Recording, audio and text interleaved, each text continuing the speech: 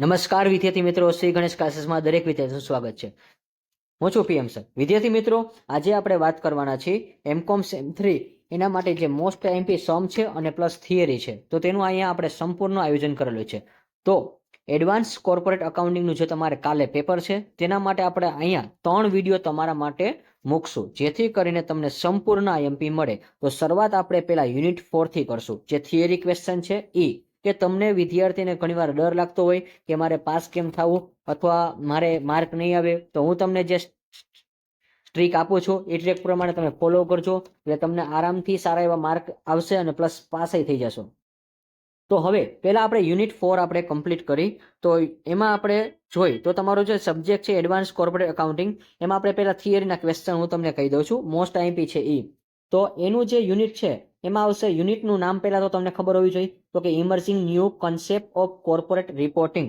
તો એના માટે મેં તમને 4 આઈએમપી લગભગ શોર્ટ નોટ અથવા તો ક્વેશ્ચન આન્સર રૂપે પૂછાય છે તેમને આપેલી છે. તો પહેલો question, explain the various method of human resource. જો રિસોર્સ છે વિદ્યાર્થી મિત્રો, રિસર્ચ નથી, એટલે ખાસ યાદ રાખજો. રિસોર્સ અકાઉન્ટિંગ, માનવ સંસાધન એકાઉન્ટિંગની જુદી જુદી પદ્ધતિઓ સમજાવો. ત્યાર પછી question number 2, explain the concept of XBRL reporting. તો XBRL નો અહેવાલનો ખ્યાલ સમજાવો. ત્યાર પછી question number 3, explain the benefit and limitation of HRA. એટલે તમને ખબર જ હશે, જે કોમેન્ટમાં જણાવી દેજો ખબર હોય તો. પછી માનવ સંસાધન હિસાબી પદ્ધતિના ફાયદા અને મર્યાદા સમજાવો. ત્યાર પછી લાસ્ટ ક્વેશ્ચન આપો છો, write a note environment auditing, એટલે એન્વાયરમેન્ટ એક્ટ પૂછાય છે વિદ્યાર્થી મિત્રો, તો ખાસ તમે એકવાર નોટ ડાઉન કરી લેજો કે વેરી મોસ્ટ ઇમ્પોર્ટન્ટ રહેશે. અને XBRL રિપોર્ટિંગ સિસ્ટમ આ પણ અગત્યની રહેશે. એટલે મારા મત મુજબ ક્વેશ્ચન નંબર 4 છે આવતીકાલે પેપરમાં તમારે આવી શકે છે, ખૂબ જ અગત્યનું છે એટલા માટે. અને વિદ્યાર્થી મિત્રો, આઈ હોપ કે આજનું પેપર એ તમારું બહુ સારું ગયું હશે. જો બહુ સારું ગયું હોય તો તમે કોમેન્ટમાં જણાવજો. અને હા, આવી જ રીતે તમે અમને મોટિવેશન કરજો. અને હા વિદ્યાર્થી મિત્રો, કાલે અમે તમને 50% ટાર્ગેટ આપ્યો હતો, એ તમે વહેલી તકે પૂરો કરેલો છે. પણ હા, આજે આપણે આ વિડીયો ઉપર 200 લાઇકની ટાર્ગેટ રાખી છે, કારણ કે ઘણા બધા વિદ્યાર્થીઓ મિત્રો વિડીયો જોવે છે પરંતુ લાઇક નથી કરતા. કારણ કે લગભગ આપણે 1500 જેવા વ્યક્તિ આપણો વિડીયો જોયો હશે, છતાં પણ ઘણા લોકો લાઇક કરવામાં કચાશ કરે છે. તો ખાસ મારી એક નમ્ર વિનંતી છે કે 200 લાઇકનો ટાર્ગેટ પૂરો થશે એટલે હું તમને આવતીકાલનું પેપરે પણ વહેલી તકે આપી દઈશ. કારણ કે અમે પણ અત્યારે જો મારા લેક્ચર હોય છે એ હું કટિંગ કરીને તમને બેનિફિટ થાય એટલા માટે હું તમને તમારા જે આઈએમપી ક્વેશ્ચન હોય એ પહેલાં કમ્પ્લીટ કરી છે, પછી તમને એનું આખું એનાલિસિસ કરી છે. અને આ એનાલિસિસ કરીને પછી અમે બધું મૂકતા હોઈએ છીએ. તેમાં થોડોક સમય બગડે છે, અમારોય બગડે છે, સાથે મારે અત્યારે એક્ઝામ છે, તો એ પણ તમને ખબર જ છે એટલા માટે. ચલો, તો વિદ્યાર્થી મિત્રો, આ જે થિયરીના ક્વેશ્ચન છે એ તમારા માટે હતા, જે ઇમ્પોર્ટન્ટ હતા. હવે આપણે આગળ વાત કરીએ. તો એના માટે એક જો મેં યુનિટ લીધું છે અત્યારે વિદ્યાર્થી મિત્રો, હું જે રીતે તૈયારી કરું છું ને એ રીતે હું તમને આપું છું આ સમ, કે ભાઈ મેં પહેલા સહેલું હતું ને એ કરી નાખ્યું છે. તો જો તમારા માટે જે થિયરીના ક્વેશ્ચન છે સહેલા છે, એ પાસિંગ થઈ જાઓ. ત્યાર પછી જો એક સમ આપેલા છે તમારે પ્રેક્ટિસમાં કરવાના છે વિદ્યાર્થી મિત્રો, અને એની પણ હું તમને છે એ કાલે ઇન્સ્ટાગ્રામ સ્ટોરી ઉપર મુકાવી દઈશ. ત્યાર પછી આપણે આગળ વાત કરીએ છીએ. જો મેં તમને એક કેલ્ક્યુલેટ સમ આપેલો છે, કે હું તમને સમજાવીશ, ટ્રાય કરીશ કે વિડીયો આપણે લાંબો નથી કરવો એટલા માટે. તો હવે આપણે જે આ ચેપ્ટર છે યુનિટ નંબર 3 છે તમારી પાસે EPS, એટલે EPSનું તમને નામ તો ખબર જ છે, અર્નિંગ પર શેર. અર્નિંગ પર શેરમાં શું કરવાનું છે, તો જો આનો જે મેં પેલો સમ છે તમને 2 આપેલા છે, એ બંનેના સમની પ્રેક્ટિસ તમારે કરવાની છે. The following information is found of the recorded of the ડિમ્પલા લિમિટેડ. હવે જેમાં અકાઉન્ટિંગ યર તમને આપેલું છે, તો અકાઉન્ટિંગ યર કેવું છે 1/4/2009 થી 31/3/2010. પછી નંબર ઓફ ઇક્વિટી શેર આપેલા છે 8 લાખ આપેલા છે.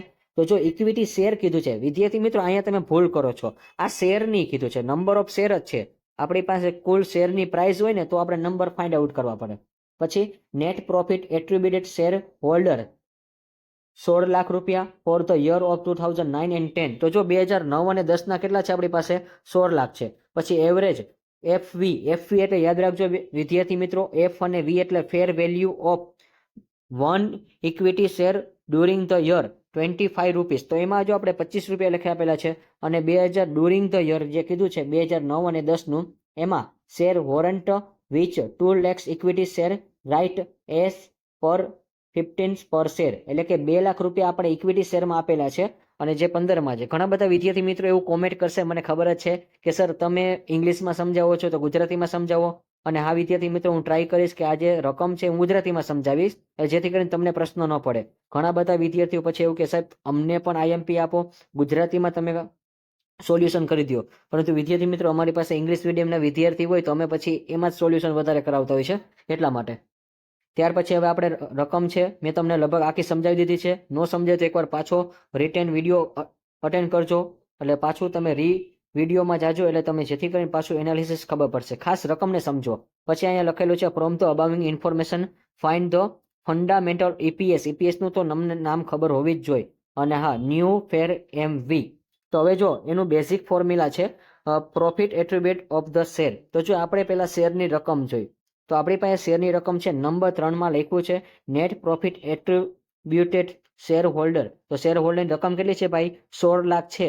અને 16 લાખ જે રકમ છે એના છેદમાં તમારે equity share, number of equity share લેવાના છે. તો જો નંબર ઓફ ઇક્વિટી શેર હું તમને બતાવી દઉં, એ નંબર 2માં છે, એટલે ત્રીજું જે છે એના છેદમાં આપણે બીજું લીધું, એટલે 16 લાખ ભાગ્યા તમારે 2 કરવાના છે, એટલે આપણી પાસે ઈપીએસ આવશે 2.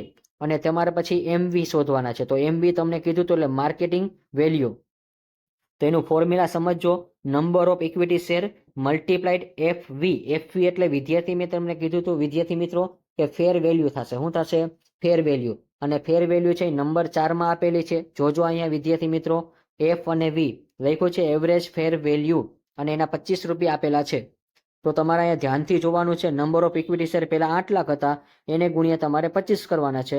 અને નંબર ઓફ રાઇટ શેર, તો જો રાઇટ શેર છે એ તમને નંબર 5માં આપેલા છે. જોવો વિદ્યાર્થી મિત્રો, warrant which 2 lakh equity share એટલે 2 લાખ રૂપિયા છે અને 15 રૂપિયા છે પર શેર ભાવ. તો એ બેનો ગુણાકાર તમારે કરવાનો છે, બીજું કંઈ કરવાનું છે નહીં. ફેર વેલ્યુ છે એનો શેર એટલે ગુણાકાર કરો, રાઇટ શેર છે એનો એટલે ઓફર પ્રાઇસ કરો. ઓફર પ્રાઇસ અને એ બેનું મલ્ટિપ્લિકેશન કરીને તમને જે આવે છે એનું એડિશન કરો. એડિશન થઈ જાય એટલે તમારે છેદમાં જે આપણે જે શેર હોય એનો જ સરવાળો કરવાનો છે, એટલે લાસ્ટમાં તમને મળશે 23 રૂપિયા મળી જશે. અને વિદ્યાર્થી મિત્રો, આના જેવો સમ છે એ નીચે હમણાં એક પીડીએફ છે તમને બતાવું છું, એમાં છે. પછી આ તમારો સેકન્ડ સમ છે, મેં તમને જેમ સમજાવ્યો છે એ જ મેથડ પ્રમાણે છે. સેમ આની પણ તમારે અમાઉન્ટ સમજવાની છે કે ભાઈ હવે અહીંયા તમે ભૂલ ન કરતા કે અહીંયા ઇક્વિટી શેર છે ને એમાં તમને પ્રાઇસ આપેલી છે. આપણી પાસે ટોટલ 80 લાખ છે ને વિદ્યાર્થી મિત્રો, તો એ 80 લાખ જે છે એ આપણી પાસે ટોટલ છે ને ઇક્વિટી શેર છે ને એમાં આપણે પેડ પૈસા ચૂકવેલા હોય એ છે. તેમાં તમારે ભાગ્યા 10 કરવાના, એટલે 80 લાખ ભાગ્યા 10 કરો એટલે 8 લાખ મળશે.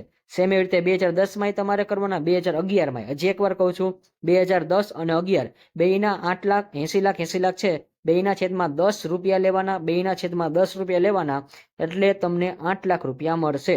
અને એ જે 8 લાખ મળશે એ તમારા નંબર ઓફ શેર કહેવાશે. શું કહેવાશે? Number of share. અને હા, અહીંયા તમને attributed of the share issuing right share એ 40 લાખ આપેલા છે 2010માં, અને 2011માં કેટલા છે તમારી પાસે? 60 લાખ છે. અને હા, લાસ્ટમાં તમને 2 લાખ રૂપિયા આપેલા છે, ઇસ્યુ ઓફ પ્રાઇસ 13 રૂપીસ. પછી અહીંયા ડ્યુરિંગ ધ ફેર વેલ્યુ, તો જો એફ અને એમ લખ્યું છે fair marketing value of the 1 equity share, એટલે એક ઇક્વિટી શેરના 40 રૂપિયા છે. તો ઈપીએસ મેથડ જ કરવાની છે સેમ. તો આમાંય તમારે એ જ કરવાનું છે, પ્રોફિટ એટ્રીબ્યુટેડ ટુ શેર હોલ્ડર એટલે 40 લાખ એના છેદમાં નંબર ઓફ ઇક્વિટી શેર. જો 2010માં મેં કેમ લીધા એ તમને ખબર પડે કે હજી એકવાર કહું છું, 2010માં 40 લાખના છેદમાં શું લેવાના છે?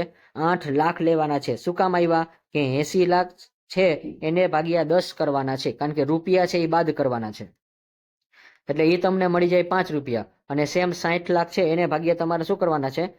8 લાખ, એટલે તમને 7.5 મળશે. એવી રીતે નંબર ઓફ શેર, તો નંબર ઓફ શેર છે આપણી પાસે 8 લાખ છે, અને બીજામાં નંબર ઓફ રાઇટ શેર છે. તો જો રાઇટ શેર કીધા છે એટલે રાઇટ જ લેવાના છે, તો એના 2 લાખ છે. અને જે નીચે આપેલા હતા 2011માં છે, જો 2011 અને 12માં નીચે છે right share issue right share at of issue price of the 30 rupees. તો એની ઉપર તમારે બેનો ગુણાકાર કરવાનો છે. ગુણાકાર કરીને તમે ભાગાકાર કરી નાખજો એટલે તમને આરામથી 38 જવાબ આવી જશે. લગભગ તમને દેખાય છે એટલા માટે. અને લાસ્ટમાં અમે જે તમને કીધું છે સેમ એના જેવા 2 સમ અહીં આપું છું. આનું કેલ્ક્યુલેશન આનો પહેલા તો સ્ક્રીનશોટ લઈ લેજો, કારણ કે આ બોર્ડમાં પૂછાઈ ગયેલો દાખલો છે ઓલરેડી, બોર્ડ યુનિવર્સિટીમાં. એ જ તમને આપું છું. કૈલાસવાળો છે એ મેં હમણાં જે સમ નંબર 7 સમજાવ્યો ને મેં, 80 લાખ ને 40 લાખ વાળો એ છે. અને આનો સ્ક્રીનશોટ તમે લઈ લીધો હશે. અને આ જે છે એ મેં તમને જે પેલો મેં સમજાવ્યો હતો એના જેવો છે, દીપમાલા જેવો. આ જે શિવ વાળો દાખલો છે એ શરૂઆતમાં મેં દીપમાલા સમજાવ્યું છે એના જેવો છે. તો વિદ્યાર્થી મિત્રો અહીંયા આ વિડીયો પૂરો થાય છે. અને હા, પાર્ટ 2 છે એ તમને ટૂંક જ સમયમાં મળી જશે. હું ટ્રાય કરીશ, આઈ વિલ. અને હા, આઈ હોપ છે કે આમાં તમે 200 લાઇકનો ટાર્ગેટ પૂરો કરશો. અને વિદ્યાર્થી મિત્રો, ઘણા વિદ્યાર્થી મિત્રો હજી આ યુટ્યુબ ચેનલને સબસ્ક્રાઇબ નથી કરતા, તો ખાસ સબસ્ક્રાઇબ કરી લ્યો, જેથી કરીને આવનારા તમને બધા જ વિડીયો છે એ આવી રીતે કોલેજમાં મળતા રહેશે. આવજો વિદ્યાર્થી મિત્રો, બાય બાય.